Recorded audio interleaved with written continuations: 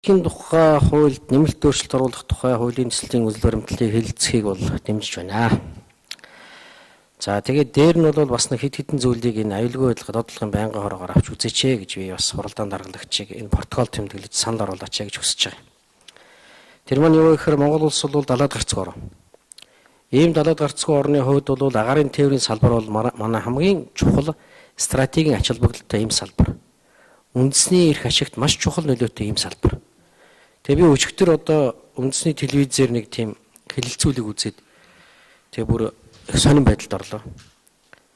Монгол Улсын төрийн яамны одоо газрын дарга Мят компани тэргүүнд захиралтай хэлэлцүүлэгт орж байгаа.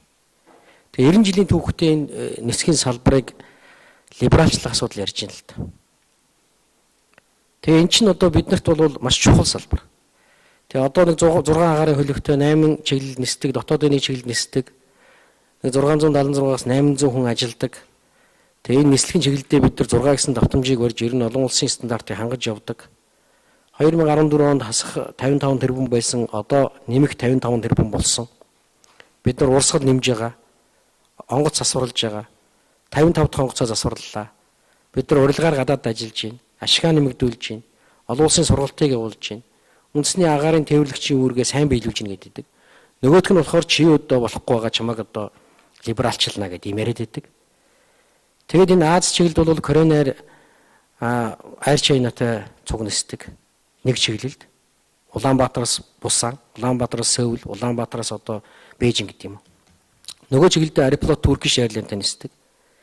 Гэтэл тэр нислэгийнх нь хэсгийг хуваах гээд гадны компаниудыг оруулж ирнэ гэдэг юм яриад байдаг. Яг хүлээд өндөр байгаа юм бэ гэдэг асуудал ярихаар зэрэг нэг дэх асуудал нь ийм байгаа юм. Би саналаа хэлж байна. Нэг дэх асуудал нь ямар асуудал байна вэ гэхээр зэрэг тэн дээр одоо бензиний үн ханшны асуудал ярьж байгаа. Зах зээлийн үнээс 20-25% дахин их гэж.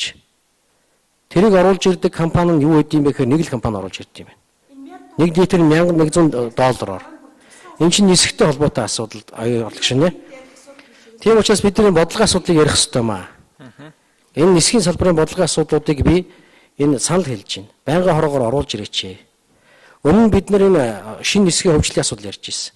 Анх $250 сая гэж яригдж ирсэн. Концессор хийгдэн барих шилжүүлэх нөхцөлтэй яригдж ирсэн. Дараа нь $500 сая болсон бай. Одоо зээл болчих. Тэгсэн хэрнээ эргээд 51% нь Японд өгнө, 21-49% нь манайх авна гэдэг асуудал яригдж байна. А бид нар ч одоо энэ байнгийнхаа юуныхаа асуудлыг яагаад хилцэж болохгүй болцсон юм бэ гэдэг ийм асуудал байна. Тэгэхээр энийг эдийн засгийн байнгын хороотой энэ хилцдэг нутаг нь хамтраад энэ асуудлуудыг оруулж ирээч. Нисгтэй холбоотой асуудал ярьж байгаа учраас тэгж байгаа. Энэ агаарын хилийн дархан байдалтай холбоотой асуудал яригдж байгаа учраас улсын нисгийн тухай хуультай холбоотой асуудал яригдж байгаа учраас би нисгийн салбарын асуудлыг энэ дээр бас давхар оруулж ирээч гэж ингэж ярьж байгаа. Тэгэхгүй бол энэ дээр чинь сүүлдээ явж байгаад 2000 онд бид нар хөгжлийн тухай либералчлалын тухай асуудал яриад Мят компани 21 аймаг 100 сумд нисдэг байсан. Одоо хэдэн аймаг хэдэн сум нисэж байгааг харах хэрэгтэй. Тэгэхээр үндэсний тээвэрлэгт нөгөө нүдийн авахгүй нуухын цохлог өгчээр нуухын авахгүй нүдийн цохлог өгчээр энэ асуудлыг эргэж явуулж болохгүй гэдгийг хэлж байгаа. Энийг оруулж ирээч гэж хүсэж байна. Баярлалаа. За зүйтэй энэ хамблан